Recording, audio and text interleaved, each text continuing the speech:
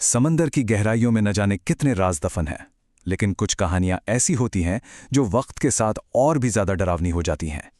आज हम एक ऐसे ही शापित जहाज की कहानी में चलेंगे जिसका नाम था एंटोनिया ग्राजा। साल था 1962।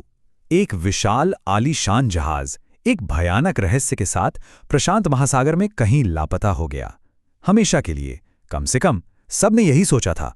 तो चलिए शुरू करते हैं इसकी खूनी शुरुआत से। साल 1962, समंदर के बीचों बीच एक शानदार इतालवी जहाज एंटोनिया ग्राजा के डेक पर। जरा सोचिए, डेक पर एक ग्रैंड पार्टी चल रही है, 600 अमीर लोग, म्यूजिक, नाच गाना, सब कुछ। और फिर अचानक एक स्टील की केबल टूटती है और मौत की तरह डेक पर घूम जाती है।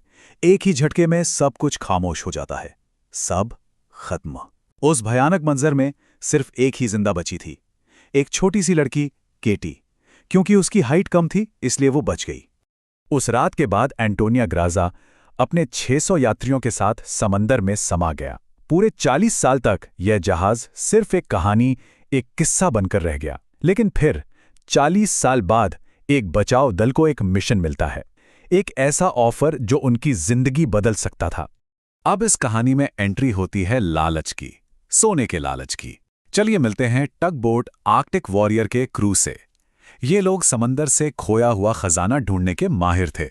उनके पास एक अजीब रहस्यमयी आदमी आता है, नाम जैक। वो उन्हें एक डील ऑफर करता है, एंटोनिया ग्राजा को ढूंढो और उस पर रखा सोना तुम्हारा। अब इतना बड़ा ऑफर भला कौन छोड़ता? सोने का लालच इतना बड़ा था कि उन्होंने आने वाले खतरे के बारे में सोचा ही नहीं।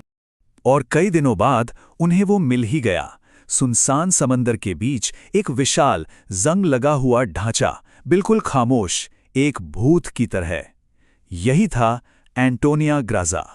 क्रू ने जैसे ही जहाज पर कदम रखा, अजीब चीजें होने लगीं।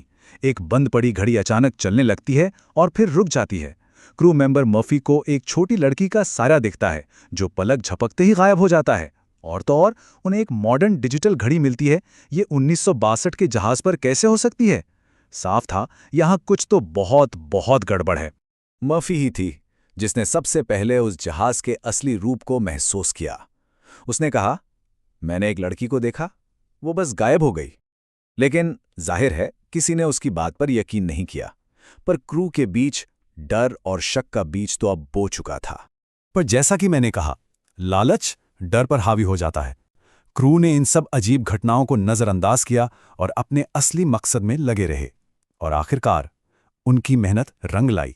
पूरे 9 बक्से सोने से भरे हुए, उनकी आंखें खुली की खुली रह गईं। एक पल में सारा डर, सारी अजीब बातें, सब गायब। बस सोना दिख रहा था। उन्हें लगा उनकी किस्मत बदल गई।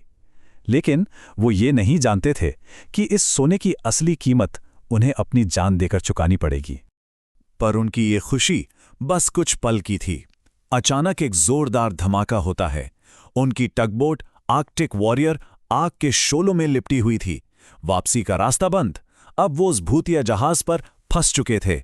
मिशन अब जिंदा रहने की जंग बन चुका था।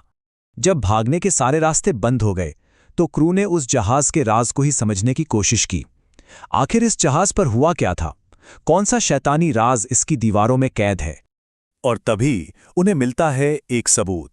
क्रू के लीडर को एक फोटो मिलती है, 40 साल पुरानी, एक दूसरे जहाज लॉरेली के क्रू की फोटो। और उस फोटो में जैक मौजूद था, बिल्कुल वैसा ही जैसा वो आज है। एक दिन भी बूढ़ा नहीं हुआ। ये देखकर उनके होश उड़ गए। ये साफ हो गया कि जैक इंसान नहीं है। तो सवाल ये था कि आखिर जैक है कौन, या क्या है, और वो इस जहाज पर कर क्या रहा है? इसका जवाब मिलता है मर्फी को, उस छोटी लड़की केटी की आत्मा से। केटी मर्फी को एक विजन दिखाती है, 1962 की उस रात का भयानक सच। वो केबल का टूटना कोई हादसा नहीं था, वो एक साजिश थी। जहाज के कुछ क्रू ने मिलकर सोना चुराने के लिए सभी पैसेंजर्स को मार डाला। फिर जहाज की सिंगर ने अपने ही साथियों को धोखे से मार दिया ताकि सारा सोना उसका हो जाए। और आखिर में सामने आता है असली मास्टरमाइंड जैक। वो सिंगर को भी मार देता है और जहाज और सोना दोनों पर कब्जा कर लेता है। तो ये है जैक की असलियत। वो कोई भूत नहीं, वो एक डेविल है, एक सोल कलेक्टर, एक शैतान जिसका काम है पापी आत्माओं को जमा करना। ये जहाज उसका जाल है और सोना उसका चारा। और तब क्रू को सबसे डरावना सच पता चलता है। उन्हें यहां जहाज को बचाने के लिए नहीं लाया गया था, बल्कि उस शैतान के जाल को ठीक करने के लिए लाया गया था। और अब जब उन्होंने जहाज रिपेयर कर दिया था तो जैक को उनकी कोई जरूरत नहीं थी। अब उनकी बारी थी। और फिर शुरू होता है आखिरी मुकाबला। जैक एक एक करके सबको मार देता है। आखिर में सिर्फ मर्फी जिंदा बचती है। अब ये लड़ाई सिर्फ उसकी अपनी जान की नहीं थी, बल्कि उस जहाज पर फंसी उन सभी आत्माओं को आजाद कराने की भी थी। मर्फी के सामने दो रास्ते थे। या तो वो भाग जाए, अपनी जान बचाए और उन आत्माओं को हमेशा के लिए उस शैतान के पास छोड़ दे, या फिर वो उस जहाज को ही नष्ट कर दे, सोने को भूल जाए और उन आत्माओं को आजाद कराए। और मर्फी अपना फैसला ले लेती है। वो लालच नहीं, इंसानियत चुनती है। वो पूरे एंटोनिया ग्राजा में एक्सप्लोजिव लगा देती है।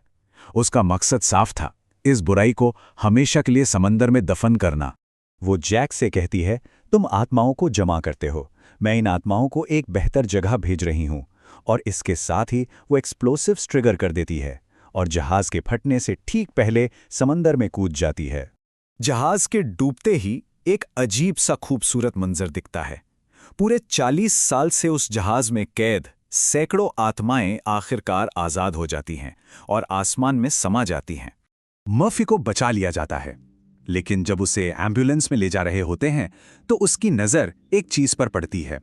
वो देखती है कि जैक जिंदा है और वो अपने सोने के बक्सों को एक दूसरे जहाज पर लोड कर रहा है, एक नए शिकार के लिए, एक नए जाल के लिए तैयार।